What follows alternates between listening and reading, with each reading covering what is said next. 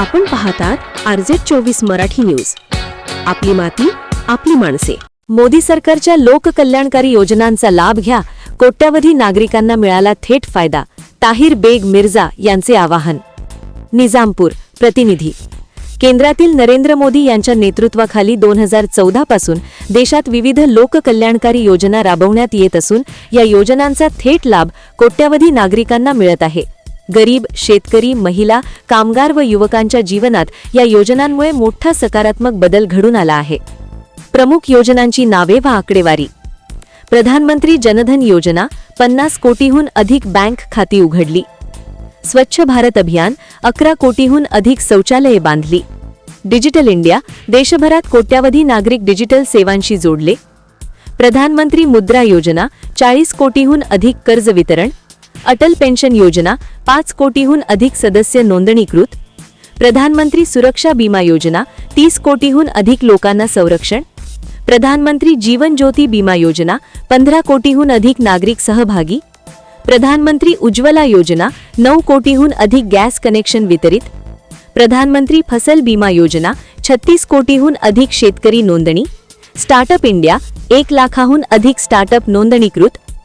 प्रधानमंत्री आवास योजना 3 कोटीहून अधिक घरे मंजूर. सौभाग्य योजना 2.8 कोटी घरांना वीज जोडणी. GST वस्तू व सेवा कर संपूर्ण देश एकसमान कर प्रणालीत. आयुष्मान भारत योजना 50 कोटीहून अधिक नागरिकांना आरोग्य संरक्षण. ऑपरेशन ग्रीन शेतमालाला योग्य दर मिळण्यासाठी मदत. प्रधानमंत्री किसान सन्मान निधी 11 कोटी शेतकऱ्यांना दरवर्षी ₹6,000. जल जीवन मिशन 14 कोटी घरांना नळाद्वारे पाणी. प्रधानमंत्री श्रमयोगी मानधन 5 कोटी कामगारांना पेन्शन योजना. आत्मनिर्भर भारत अभियान उद्योग व रोजगार वाढीस चालना. प्रधानमंत्री गरीब कल्याण योजना 80 कोटीहून अधिक नागरिकांना मोफत अन्नधान्य. PM स्वनिधी योजना 50 लाख लघु व्यावसायिकांना कर्ज. PM गतिशक्ती योजना पायाभूत सुविधांचा वेगवान विकास. ई-श्रम पोर्टल 28 कोटी असंघटित कामगारांची नोंदणी. अग्निपथ योजना युवकांना सैन्य सेवेत संधी. हर घर तिरंगा अभियान देशभक्तीची जनजागृती. प्रधानमंत्री विश्वकर्मा योजना पारंपरिक कारागिरांना आर्थिक मदत.